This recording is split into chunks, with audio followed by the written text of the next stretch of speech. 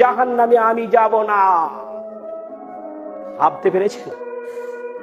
একজন নবী তিনি বলছেন, হযরত ইব্রাহিম আলাইহিস সালাম যার সুন্নতকে নিয়ে আমরা মাতামাতি করি, যার সুন্নতকে নিয়ে আমরা মাতামাতি করি, ধার দেনার করার মানে বিনিময়েও আমরা কুরবানি দিই। আমার প্রতিবেশী কি বলবে, আমার বিহাই বিহান কি বলবে, যা এমন বাড়িতে বিয়ে দিলাম, কুরবানিও দিতে পারে না, কিন্তু বিহাই একটিবারও বলে না যে আমার বিহাই তো নামাজ পড়ে না, আমার বিহাই তো রোজা করে না, আমার বিহাই তো যাকাত সাদকা ফিতরা কিছু করে না, সে ধর্ম সম্পর্কে কিছু বুঝে না, এই কথাটা বলবে না। তো নবী মুহাম্মদ রাসূলুল্লাহ সাল্লাল্লাহু আলাইহি ওয়াসাল্লাম তিনি স্পষ্ট করে জানিয়ে দিয়েছেন। এরপরে তিনি কি বলছেন, ইউতা জাহান্নামু ইয়াউমাইযিল্লাহা ৭০,০০০ সিমামিন মা কুল্লি সিমামিন, যেই দিন ফেরেশতারা জাহান্নামকে আরাফাতের ময়দানের দিকে আনয়ন করবে, টেনে নিয়ে আসবে, জাহান্নাম হুঙ্কার ছাড়বে, জাহান্নাম গর্জন করবে, ৭০,০০০ তার মুখ থাকবে, আর একটা মুখের পিছনে ৭০,০০০ করে ফেরেশতা থাকবে।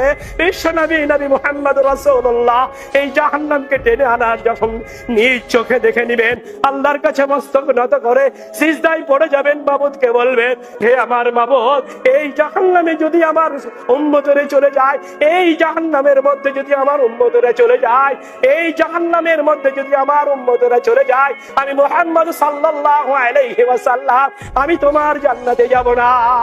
আল্লাহ রাব্বুল আলামিন মুহাম্মদকে বলবেন, হে উম্মত, হে মুহাম্মদ, তোমার কি হয়েছে তুমি বলো, তুমি আজ কেন সিজদায় পড়ে গেলে বলো, আজ কেন তুমি মস্তক নত করে পড়ে গেলে বলো।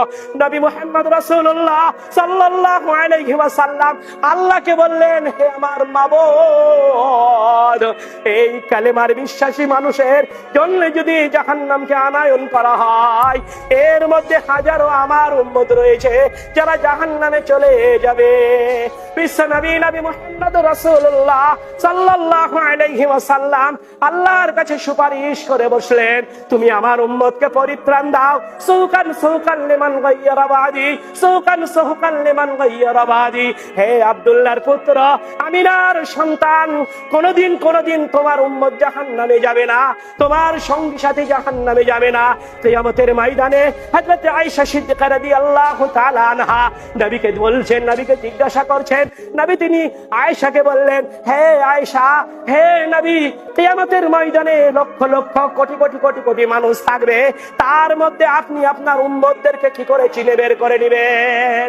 হযরত আয়েশা সিদ্দিকা রাদিয়াল্লাহু তাআলা আনহা এই কথা যখন বললেন, হে আয়েশা, তুমি শুনে নাও, কিয়ামতের ময়দানে আমি আমার উম্মতকে কি করে চিনবো? হাজার